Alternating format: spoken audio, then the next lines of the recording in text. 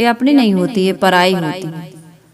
तो ऐसी घोषणा राजा साहब ने करवाई कि कोई अपने स्वरूप को जो पहचान लिया हो और मुझे बता दे तो मैं उसे आधा राज्य दे दूंगा। बहुत से लोग आए, कोई कहता है कि भाई मैंने अपने स्वरूप को पहचान लिया। कहे क्या है तुम्हारा स्वरूप? बोले हम डॉक्टर हैं। तो ये अपना स्वरूप थोड़ी है। कोई कहे मैं व्यापारी हूँ, कोई कहे मैं शरीर हूँ, कोई कहे मैं स्त्री हूँ, कोई कहे मैं पुरुष हूँ, कोई कहे मैं बालक हूँ, कोई कहे मैं वृद्ध हूँ, कोई कहे मैं ब्राह्मण हूँ, कोई कहे मैं क्षत्रिय हूँ, है ना। जितने भी ये बाहर के नाम रूप पद आदि गिनाए जाते हैं, ऐसा अपने आप को कोई मानता है तो वो अपने स्वरूप को नहीं जानता है। एक दिन कहते एक साधारण सा व्यक्ति आया, राजा ने पूछा कि तुमने अपने स्वरूप को जान लिया? उसने कहा महाराज जो ये दिख रहा है शरीर, ये मैं नहीं हूँ। जो दिखाई दे रहा ना ये शरीर है। ये कैसे बना? 5 तत्वों से। क्षिति जल पावक गगन समीरा, पंच रचित अधम शरीरा। ये 5 तत्वों से निर्मित शरीर, ये मैं नहीं हूँ। ये क्या है? ये शरीर है और मैं शरीर में रहने वाला चेतन आत्मा हूँ। जो बोल रहा है ये क्या है? कौन बोल रहा है? शब्द के द्वारा जो हम जिह्वा से जो हम उच्चारण कर रहे हैं, ओठ दंत तालु से जो शब्द निकल रहे हैं, ये मैं नहीं हूँ। ये शब्द भी मैं नहीं हूँ, क्योंकि शब्दों को उच्चारण करने वाला मैं अलग हूँ। यदि वो निकल जाए, जब लग बोला तब लग ढोला, तौलो धन व्यवहार, ढोला फूटा बोला गया कोई न झाके द्वार। इसके अंदर कोई बोलने वाला बैठा है। इस शरीर के अंदर बोलने वाला कोई बैठा है, वही मैं हूँ। जो मैं सोच रहा हूँ, जो मैं विचार कर रहा हूँ, ये मन बुद्धि है, मैं इससे भी परे हूँ। तो इसको देखने वाला, इसको सोचने वाला, इसको बोलने, जो कुछ भी बोल रहा है बोलने वाला, सब इससे मैं अलग हूँ। मैं सबका क्या हूँ? साक्षी हूँ, दृष्टा हूँ, बोध प्राप्त करने वाला हूँ। राजा सिंहासन से उठकर के खड़ा हो गया और कहा अभी तक जितने लोग मुझे मिले वो बाहर का रूप बताने वाले मिले, लेकिन आज मुझे भीतर का रूप, यानी कि जिसे कहते हैं स्वरूप, उसको बताने वाला व्यक्ति मिला है। इसलिए मैं तुम्हें आधा राज्य सौंपता हूँ। जो व्यक्ति कहता है कि मैं डॉक्टर हूँ, व्यापारी हूँ, अमुक हूँ, किसान हूँ, स्त्री हूँ, पुरुष हूँ, वो नाम और रूप में उलझा हुआ है। लेकिन जो ये कहता है कि मैं मन बुद्धि विचारों से, इस शरीर से पृथक हूँ, वो व्यक्ति आत्मज्ञानी है। एक बार एक नमक की गुड़िया समुद्र में, समुद्र को नापने के लिए उतरी। तो आप और हम विचार करें, समुद्र की गुड़िया, नमक की गुड़िया समुद्र में जाएगी तो क्या समुद्र की गहराई को नापेगी? तो क्या होगा? नहीं नापेगी तो क्या होगा? वो स्वयं समुद्रमय हो जाएगी। समुद्रमय हो जाएगी कि नहीं? नमक की गुड़िया समुद्र में उतर गई और घुल करके वो समुद्रमय हो गई। आप और हम जब अपने स्वरूप की परख करते हैं, पहचान करते हैं, उसमें स्थित होते हैं, तो हम क्या हो जाते हैं? कहते हैं ना, जाने तुम ही हो जाई। जो इस चीज को जानता है, राम को जानने वाला राममय हो जाता है, कृष्ण को जानने वाला कृष्णमय हो जाता है, राधा को जानने वाला राधामय हो जाता है। लेकिन ये राम कृष्ण राधा, इनकी कल्पना करने वाला कौन है? कभी राधा हुई होंगी, कभी कृष्ण हुए होंगे, कभी राम हुए होंगे, बुद्ध महावीर कबीर हुए होंगे, लेकिन क्या आज वो हमें उस रूप में मिल सकते हैं? हम उसमें कैसे हो जाएंगे? ये भावना से होते हैं। इस शरीर से किसी से मिलना नहीं होता, या मर के अपना स्वरूप किसी से मिलता नहीं है। हमारा स्वरूप कैसा? अजर अमर अखंड एक रस। ये किसी से टूटता या छूटता या मिलता या बिछुड़ता या समाता नहीं है किसी में। अखंड है, एक रस है। तो राममय हो जाना यानी राम के गुणानुवाद, महाराज कृष्ण के गुणानुवाद, सतगुरु कबीर के ज्ञान मार्ग पर चल करके हम वही रूप हो जाते हैं। उसमें समा नहीं जाते, उसमें मिल नहीं जाते। मिलने का कोई साधन नहीं, शरीर तो कब का नष्ट हो चुका है। उसके एक कण भी उस रूप में अब हमको मिलने की संभावना है क्या? नहीं है। कैसे मिलोगे? अभी आपका पति पत्नी बच्चे परिवार का कोई भी व्यक्ति शरीर छोड़ के चला जाए तो हम उसको क्या करते हैं? कोई जा रहा है, कोई गाड़ा है माटी, कोई जला देता है, कोई गाड़ी में, कोई मिट्टी में गाड़ देता है। सीकर स्वान काग का भोजन तन की यही बड़ाई, खुले मैदान में मिल गया तो सियार कुत्ते चील नोच के फाड़ के खा जाते हैं। जारे दे भस्म हो जाए, गाले किरमिट खाई, जारे दे भस्म हो जाए, जला दिए तो भस्म राख हो गए, और गाड़ दिए तो कृमि कीट आदि कीड़े मकोड़े मिट्टी के खा जाते हैं। तो उस रूप में तो शरीर रूप में तो मिल नहीं सकते।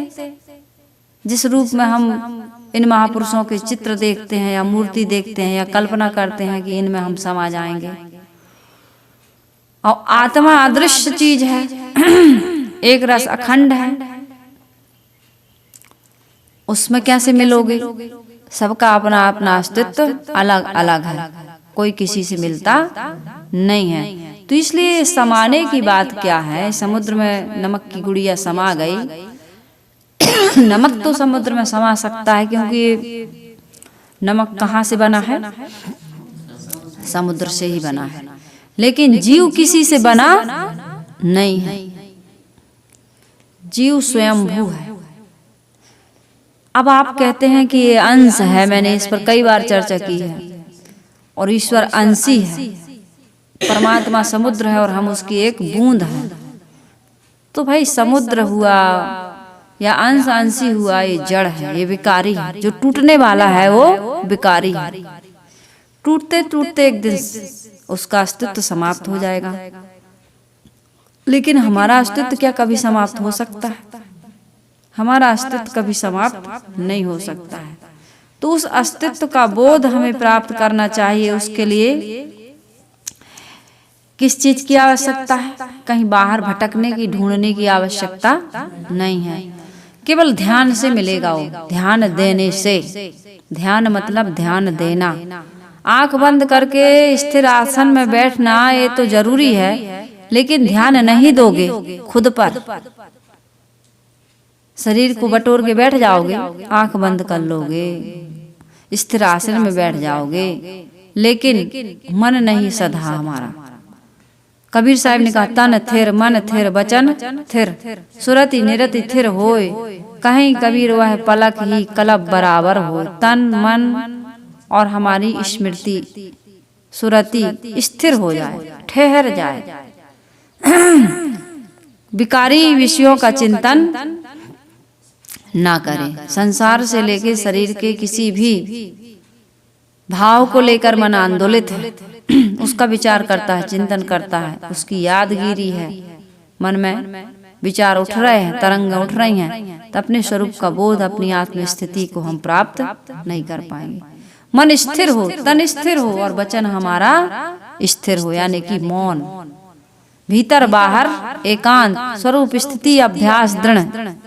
हमारे स्वरूप की स्थिति दृढ़ता पूर्वक बाहर भीतर मौन से होती है। बाहर से भी मौन, भीतर से भी मौन। ये बहुत बड़ी साधना की बात है, क्योंकि इंद्रियां बाहर की ओर खुली हुई हैं, विषयों का बाजार संसार में लगा हुआ है, और इससे अपने आप को बचा करके चलना मतलब जैसे बिजली के नंगे वायर चारों तरफ फैले हों, और अपने आप को एकदम समेट के सावधानी पूर्वक बिना करंट के वहां से हम निकल जाएं।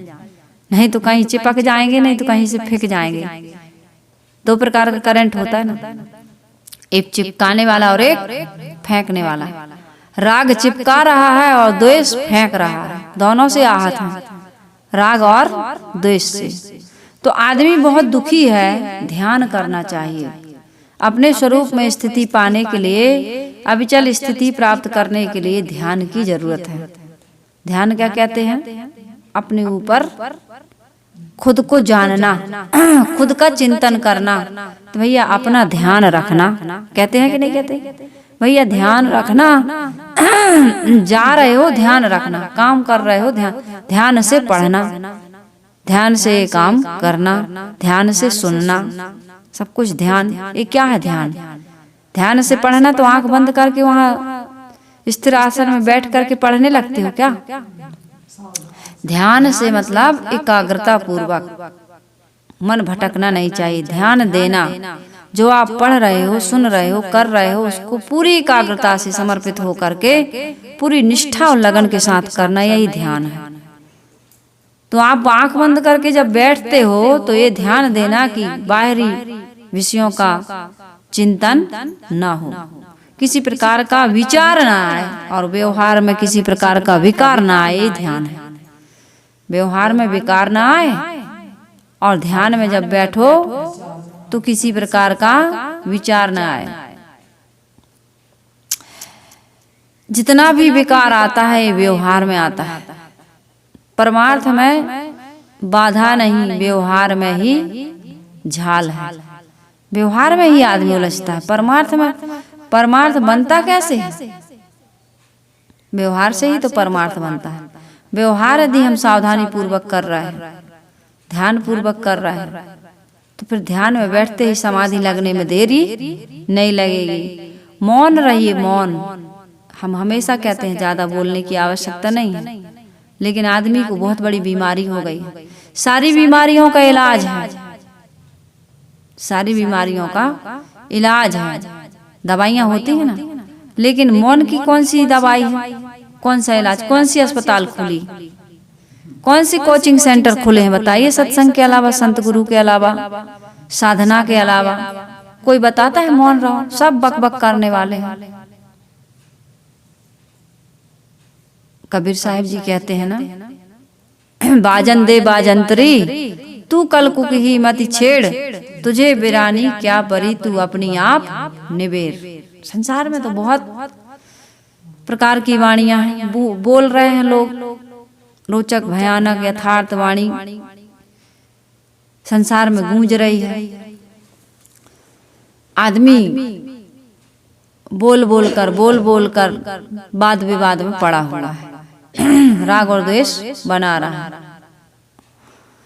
सतगुरु विशाल साहिब जी कहते हैं, जानी जनाए देखे सुने सब मित्रन दिल हाल, हानि लाभ इनमें कहाँ जोते हेतु बेहाल, प्रकाश रूप स्पर्श रस शब्द गंध वे काम, हर्ष शोक जाने खटक बिन जाने निज धाम। लोगों से हमारे गुरुदेव जी कहते थे, कम मिलो, कम बात व्यवहार करो, कम देखो सुनो, लेकिन व्यवहार के लिए देखना पड़ता है, सुनना पड़ता है, मिलना पड़ता है, लेकिन केवल व्यवहार तक सीमित हो। हम उसको, कितने लोग क्या करते हैं, जैसे ऑफिस में गए, खेत में गए, या कोई व्यापार कर रहे, दुकान पर गए, लोगों से मिले जुले, वो पूरा झगड़ा झंझट, पूरा वाद विवाद, पूरी चिंता, पूरा फिक्र घर लेकर के आ जाते हैं। तो वो लोग, ऐसे लोग क्या होते हैं, कमजोर बन के वो पत्नी से भी लड़, ऑफिस का गुस्सा घर में निकालते हैं, बाहर की थकान घर में निकालते हैं। बाहर काम करो तो एंजॉय पूर्वक करो, नौकरी करना है तो एंजॉय करो, बिजनेस व्यापार करना है तो एंजॉय करो, खेती करना है, कोई भी काम खुशी से कर रहा है ना, अपनी खुशी से करता है आदमी, किसी के लिए नहीं करता है। शादी करता है अपनी खुशी से, बच्चे पैदा करता है अपनी खुशी के लिए, धन कमाता है अपनी खुशी के लिए, अपनी शौक कि पत्नी लाऊंगा तो इस प्रकार से उसको रखूंगा, फिर बच्चे होंगे तो ऐसी परवरिश करूंगा, उनके लिए इतना कमाऊंगा, ऐसा घर बनाऊंगा, ऐसी दुकान बनाऊंगा, ऐसा कोई भी चीज अपनी खुशी से किए हो ना, तो अपनी खुशी से करो।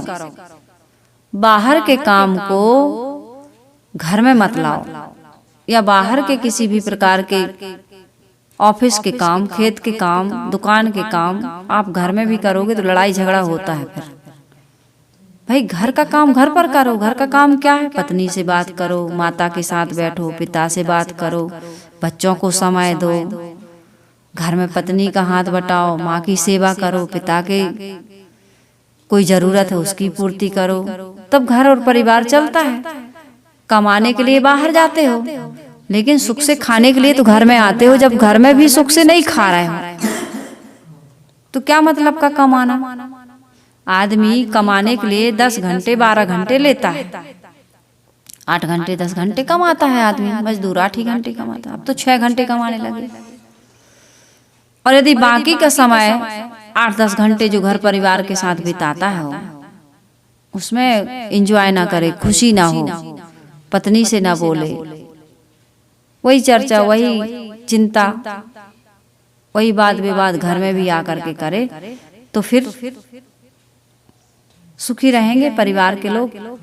तो मैंने कहा मौन रहिए, मौन। व्यवहार के लिए बोलिए, मिलिए, देखिए, सुनिए, क्योंकि उसके बिना चलता नहीं। खाने के लिए कमाते हो, है ना, खाने के लिए कमाते हो, और जीने के लिए खाते हो। लेकिन कमाते ही रहो, खाते ही रहो, जिंदगी जीना ही ना जानो। किस लिए जी रहे, क्यों जी रहे, जीते किस लिए हो। कमाते हो खाने के लिए, खाते हो जीने के लिए, जीते किस लिए हो। बस कमाने खाने जीने के लिए, कमाने खाने जीने के लिए। भाई कमाते हो खाने के लिए और खाते हो जीने के लिए, और जियो आत्म कल्याण के लिए, सुख शांति के लिए, अंतर्मुखता के लिए, आत्मस्थिति के लिए, क्योंकि ये मानव जीवन इसी के लिए मिला है। बड़े भाग्य मानुष तन पावा, सुर दुर्लभ सदग्रंथ गावा। साधन धाम काहे का, काहे का साधन धाम, काहे का साधन धाम। बाल बच्चे, पत्नी, परिवार, धन, दुकान, मकान, ये साधन धाम है। यही तो कमाया है। साधन धाम दुकान कर द्वारा, साधन धाम पत्नी बच्चे बनाने का द्वारा। ये तो नहीं लिखा गोस्वामी जी ने, और यही बना रहा है। सुबह से शाम तक तू पेट भोग हित धाया, पशु के तुल्य हीरा नर जन्म को भटकाया। चेत अब से न गाफिल गंवाए चलो रे, मुक्ति जीवन का लाभ कमाए चलो रे। साधन धाम मोक्ष कर द्वारा, और पाए न जय परलोक संवारा। इसी लोक में लगे हो, और इस लोक से एक दिन तुम परलोक जाओगे। अमुक आदमी परलोक सिधार गए। कौन से लोक सिधार गए? इस लोक को छोड़ करके स्वर्ग लोक चले गए, स्वर्गवासी हो गए तुम। और स्वर्ग की टिकट यहाँ रहते रहते कटाया ही नहीं। टिकट तो मिलती प्लेटफॉर्म पर, अब उसको कटवाए नहीं, सीधे ट्रेन में बैठ गए विदाउट। कहीं भी उतार देंगे आपको टीटी। और यदि वहां बनवाओगे तो बहुत सारे पैसे लगेंगे। तो यहाँ तो वो व्यवस्था है 3 गुना लेकर के, जहां से ट्रेन चली है और जहां तक ट्रेन जा रही वहां तक का टिकट लेता है टीटी। तुम कहाँ से चढ़े उसे क्या पता, और कहाँ उतरोगे इससे उसको कोई मतलब नहीं। जो तो जहां से ट्रेन छूटी है, फर्स्ट स्टेशन से लास्ट स्टेशन तक की वो टिकट आपकी बनाएगा। अन्य खानियों में तो ऐसी गुंजाइश है नहीं। जो 3 खानियों और है, 3 खानियों और है, तिगुना टिकट जो लग रहा है ना यहाँ ट्रेन में, 3 खानियों में तुम टिकट नहीं कटवा सकते, कंफर्म नहीं करवा सकते। साधन धाम मोक्ष कर द्वारा तो इसी मानव जीवन में मिल सकता है। पाए न जय परलोक संवारा, तुमने परलोक नहीं संवारा। अब कहाँ जाओगे? नाना खानियों में दुख उठाने के लिए इसी जीवन में हम और आप सभी लोग असावधानी पूर्वक तैयारी कर रहे हैं। तो इसलिए हमें क्या करना चाहिए? मौन रहना है और सत्संग करना है। सत्संग से क्या होता है? सत्संग है मान सरोवर, सुखों की खान बंदे। सत्संग से ही मिलते हैं सचमुच भगवान बंदे। सतगुरु से मिलने का सत्संग ही बहाना है। दुनिया वाले क्या जाने, गुरु से मेरा रिश्ता पुराना है। दुनिया से रिश्ता बना बना के उलझते जा रहा है। लेकिन न सत्संग में जाते हैं, सत्संग रूपी सरोवर में डुबकी लगाते हैं, न गुरु से रिश्ता बनाते हैं। और गुरु से रिश्ता नहीं बनाए तो हम रास्ता भूल गए। अपने निज स्वरूप को जानने का हमें अवसर मिला ही नहीं। इसलिए हमें क्या करना है, अपने स्वरूप का बोध प्राप्त करना है। कहाँ से बोध प्राप्त होगा हमें, कहाँ से बोध प्राप्त होगा? जो बदलता है वह मैं नहीं हूँ। ये शरीर बदल रहा है, क्या मैं शरीर हूँ? जो बदलता है वह मैं नहीं हूँ। ये शरीर बदल रहा कि नहीं बदल रहा? जबकि अपना स्वरूप कभी बदलता, एक रस अखंड। भावना बदलती है, आदमी का भाव बदल जाता है कि नहीं बदल जाता है, लेकिन मैं बदलता नहीं। विचार बदलते हैं लेकिन मैं बदलता नहीं हूँ। सांसें बदलती हैं लेकिन मैं बदलता नहीं हूँ। जो कभी नहीं बदलता उसको हम पहचानते नहीं हैं। तो हमें उसको पहचानने की आवश्यकता है। वो कहाँ से पहचानेंगे? सत्संग से।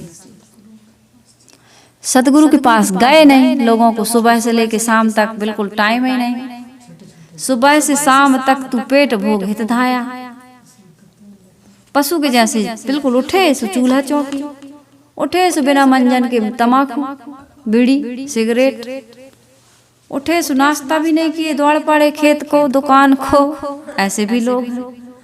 और फिर उठे सो खाने पीने खा पी के निकल गए और दिन भर दुकानें पे बैठे खेते में गड़े हैं।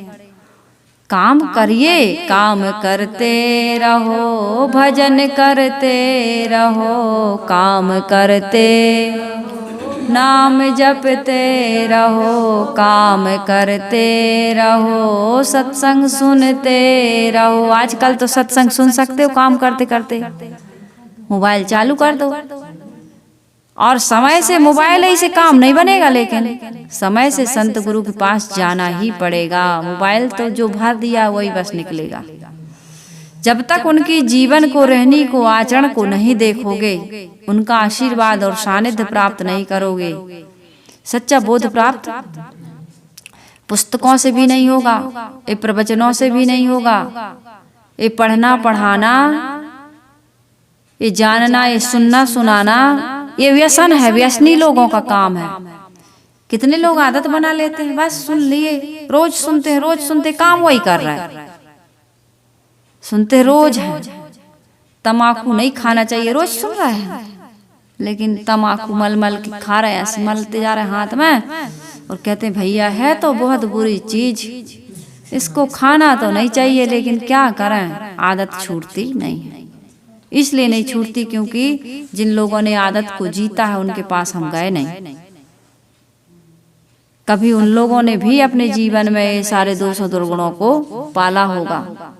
कैसे कैसे लोग महात्मा बन जाते हैं, संत हो जाते हैं, उनसे मिलिए कभी आप। उनके जीवन में कितना उन लोगों ने परिवर्तन किया है, कितना त्याग किया है, वो अपने जीवन में त्याग से कितने महान बन गए हैं, उनसे मिलिए, प्रेरणा मिलेगी।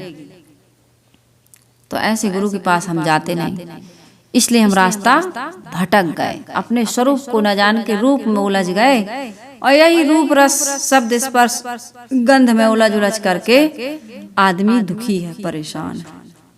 सुबह से शाम तक बस ये खाना है, वो पीना है, ऐसा देखना है, ऐसा सुनना है, ऐसा सूंघना है, ऐसा चखना है, इससे मिलना है, उससे लेन देन करना है, इसी में हमारा जीवन पूरा।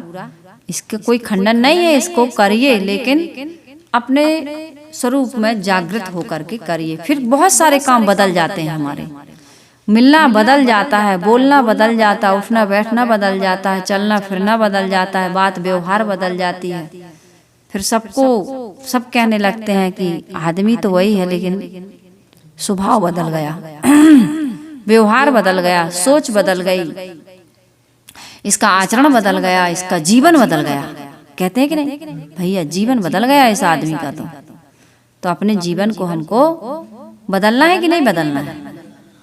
यदि आप इसी में संतुष्ट हैं तो कोई बात नहीं, सत्संग ही मत सुनिए। लेकिन यदि आप दुखी हैं, परेशान हैं, तो बदलने की आवश्यकता है। अभी ठंडी का मौसम आ गया, आपने कपड़े बदल दिए कि नहीं बदल दिए? खान पान बदल दिया कि नहीं बदल दिया? आप खुले मैदान में सोते थे, आप अंदर बंद कमरे में सोने लगे कि नहीं सोने लगे? गर्म कपड़े, स्वेटर, कंबल, इनका उपयोग करने लगे। गर्म पानी से नहाते हो कि नहीं? और पहले कभी गर्मी में कैसे नहाते थे? ठंडे ठंडे पानी से नहाना चाहिए, है ना? गाना गाते थे, अभी कैसा नहाते हो? ठंडी में कोई गर्म पानी से नहाता है तो समझदार, और गर्म ठंडे से नहाने लगे तो अभी गाना ही गा दो इतना, अरे ठंडे ठंडे पानी से नहाना चाहिए, तो कहे भैया ठंडे पानी से नहीं नहाना चाहिए, ठंडे पड़ जाओगे। तो हमको जीवन में परिवर्तन हम कर रहे हैं, बाहरी मौसम के अनुसार हम सब कुछ बदल देते हैं। अभी मेथी की भाजी मार्केट में बिक रही, खेत में लोग बोए हैं, बाड़ी में खूब मेथी के पराठे खा रहा है, मेथी खा रहा है, भाजी खा रहा है, नहीं खा रहा है? गरम चीजें खा रहे हो कि नहीं खा रहा है? हाँ। तो ऐसे अपने जीवन में यदि दुख है, तकलीफ है, परेशानी है, अशांति है, मुक्ति चाहते हो, शांति चाहते हो, प्रसन्नता चाहते हो, निर्भयता चाहते हो, तो जीवन में परिवर्तन करना पड़ेगा कि नहीं करना पड़ेगा? अभी आप चौपाल पे जा करके सखियों के साथ मैं तेरी मेरी लगा रही, सत्संग न करके, अब क्या करना पड़ेगा? सत्संग में आना पड़ेगा।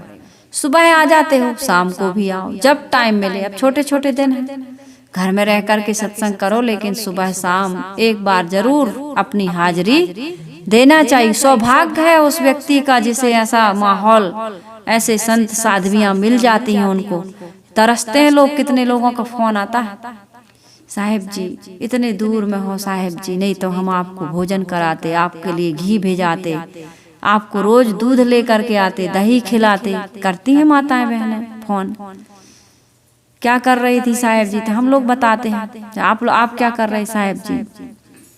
एक काम कर रहा है, दूध का बताती, दही का बताती, जो करती हैं। अच्छा दूध दही हो रहा है, अब भोजन बन रहा है साहिब जी, तो अच्छा ठीक है हम लोग खाने आ रहे हैं। कभी कभी मजाक कर देते हैं, ठीक है बना लो, हम लोग आ रहे। अरे साहिब जी कहाँ ये सौभाग्य है, आप होती यहाँ कितना अच्छा होता। माता बहनें भी फोन करती हैं। भक्त लोग कहते हैं बहुत दूर है साहिब जी, बुढ़ापा आ गया, अमुक बीमारी है साहिब जी, आना चाहते हैं, मिलना चाहते हैं, दर्शन चाहते हैं, कभी पधारो हमारे यहाँ, हम आपके यहाँ आना चाहते हैं, एड्रेस क्या है। कितने व्याकुल हैं लोग। तो हम सब जीवन में यदि आनंद चाहते हैं, खुशी चाहते हैं, प्रसन्नता चाहते हैं, सच्चा मार्गदर्शन चाहते हैं, तो एक गुरु की आवश्यकता है। संसार में लोग भटक रहे हैं। कबीर साहिब जी का एक बहुत प्यारा भजन है, डगरिया भूल गई केही विधि घर को जाऊं, डगरिया भूल गई केही विधि घर को जाऊं, पंथ चलते कैसे दिन बीते, पंथ चलते कैसे दिन बीते, ढूंढ अनेकन भाव, नाना कर्म करत मन हारे, नाना कर्म करत मन, ज्यों मृग जल को धाव, डगरिया भूल गई मैं केही विधि घर को जाऊं, डगरिया भूल गई मैं केही विधि घर को जाऊं। डगरिया भूल गया आदमी। कौन सी डगरिया? अपने अविचल धाम में पहुंचने का रास्ता भूल गया। पंथ चलत कैसे दिन बीते, नाना पंथ, नाना संप्रदाय, नाना ग्रंथ, नाना प्रकार की वाणियां, नाना मार्ग बने हुए हैं। नाना यानी अनेक, नहीं तो नाना नानी वाला ना समझ जाइयो, है ना। अनेक प्रकार के, नाना प्रकार के आदमी, कभी इसमें चल रहा, कभी इसमें चल रहा, कभी यहाँ ढूंढ रहा, कभी इस बाबा के यहाँ, कभी इस संत के यहाँ, कभी इस धाम, कभी इस तीर्थ में, कभी इस नदी में, कभी इस उपवास में भटक रहा है। तो कैसे दिन बीते पता भी नहीं चला। ढूंढ अनेकन भाव, अनेक भाव से भक्ति भावना में लगा हुआ है, नाना कर्म करते हुए मन हार गया, लेकिन अधूरा है, प्यासा है। कैसे? जैसे मृगा धूप की लहरियों में जल खोजता है, प्यास से तड़प तड़प के मरता है, उसको पानी मिलता नहीं। क्यों नहीं मिलता? क्यों नहीं मिलता?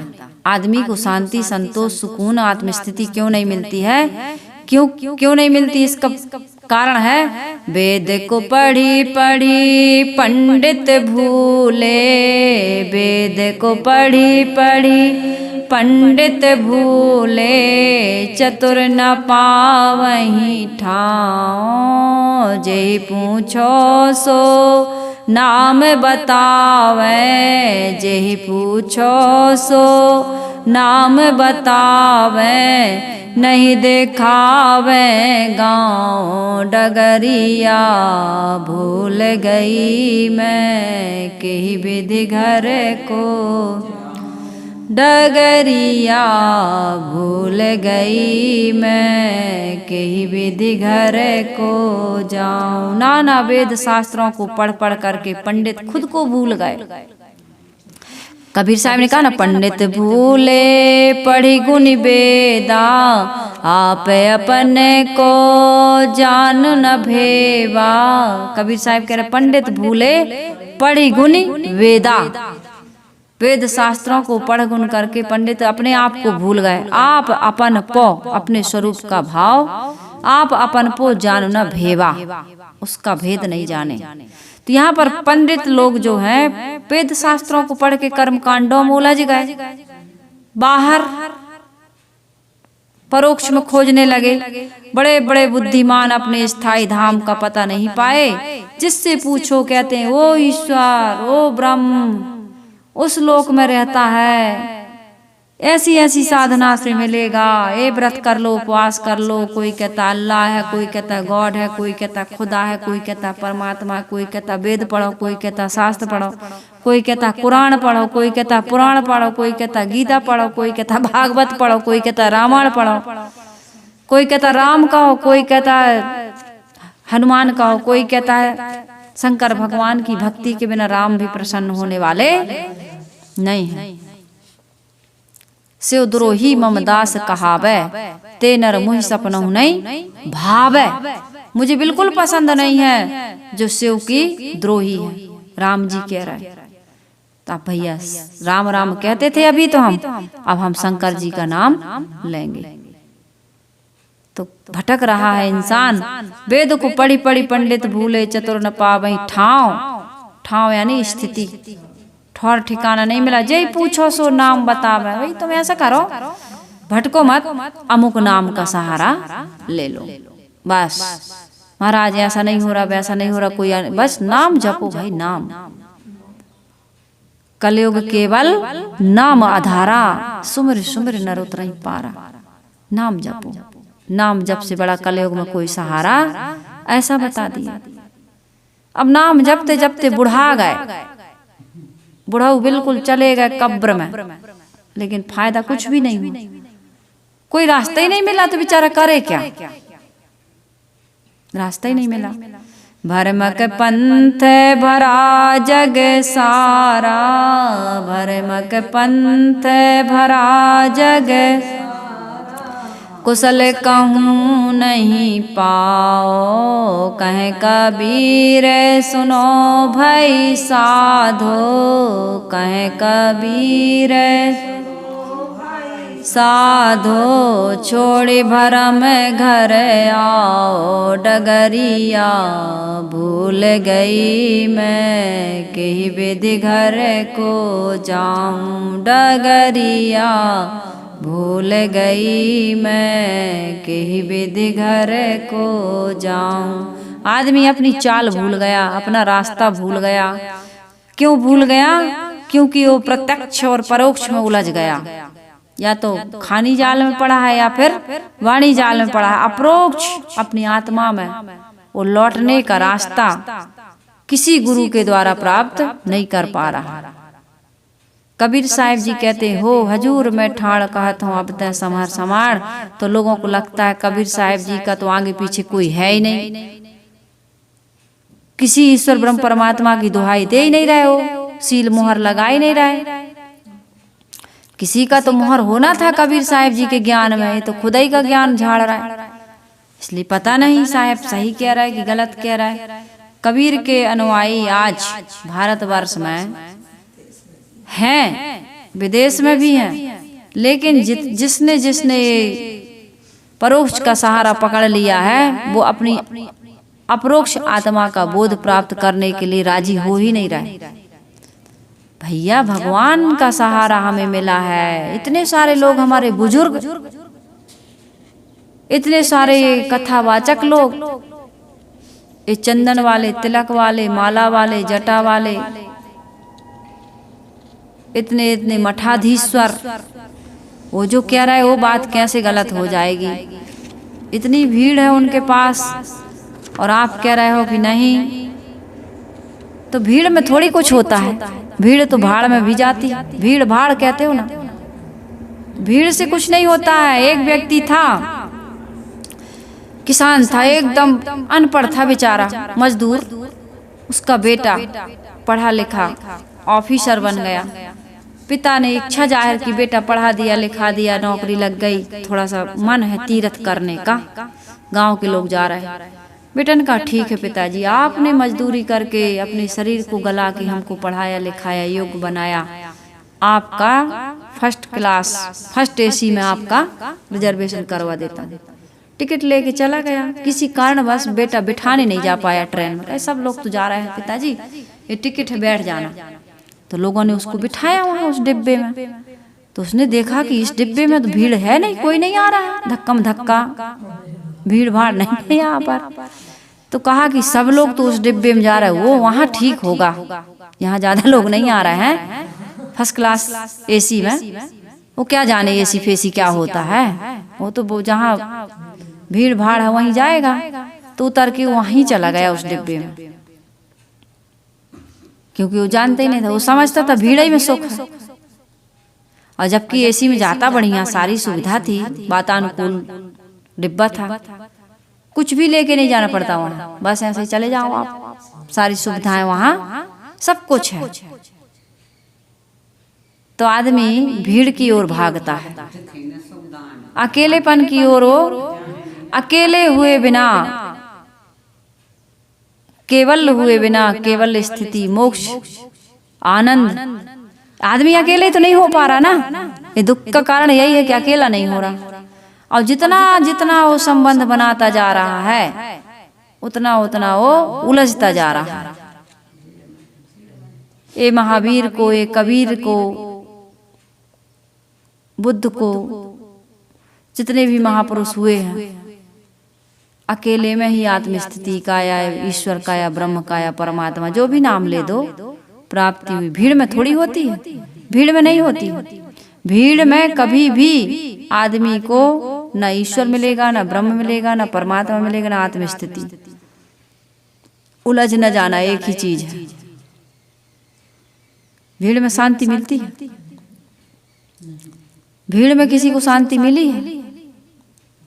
अद्वैत अकेला जिसको पतंजलि महाराज कहते हैं, प्रकृति और पुरुष के बारे में उन्होंने बताया है। प्रकृति से लौटकर पुरुष अपने आत्म स्वरूप आत्म चेतन में, पुरुषेते पुरुषा, जो शरीर के अंदर चेतना निवास कर रही है आत्मा, जिसको पुरुष कहा, उसमें स्थित होने पर शांति मोक्ष कल्याण निर्वाण मिलता है। तो अपने स्वरूप को प्राप्त करने के लिए हमें क्या करना चाहिए? मौन होना चाहिए, ध्यान करना चाहिए, सत्संग करना चाहिए। और जब तक इन रास्तों पर नहीं चलेंगे, तब तक जीवन में अपने स्वरूप की स्थिति हमें प्राप्त नहीं हो सकती। तब तक हमें संसार के आवागमन से कोई मुक्त नहीं कर सकता है। हम ही हुजूर हैं। हम अपने आप को पहचान जाएं, उसमें ठहर जाएं, स्थित हो जाएं, इससे बड़ी प्राप्ति और इससे अच्छा सुगम मार्ग कहीं मिलने वाला नहीं है। लौटना है अपने तरफ। तो अपने स्वरूप का, निस्वरूप का बोध हमें तभी प्राप्त होता है जब हमें संत मिलते हैं, गुरु मिलते हैं। तो आप सबके बीच मैंने विचार रखने का प्रयास किया। इन विचारों से